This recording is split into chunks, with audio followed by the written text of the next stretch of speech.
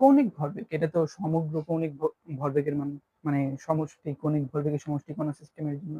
এইটাকে যখন আপনি সময় সাপেক্ষে অন্তরীকরণ করতেছেন, আপনি শূন্য পাচ্ছেন।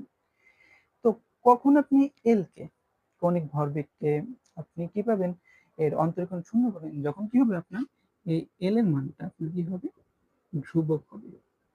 তো এল এর মান ধ্রুবক হওয়া মানে কি, এল এর মান ধ্রুবক হওয়া মানে কোন সিস্টেমের কৌণিক ভরবেগ এর মান পরিবর্তন হচ্ছে না, মানে এই যে কৌণিক ভরবেগ রয়েছে এটা হলো আপনার সংরক্ষণশীল। তাহলে আপনি লিখতে পারেন অতএব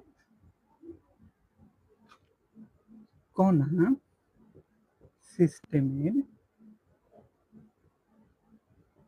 কৌণিক ভরবেগ সংরক্ষণশীল,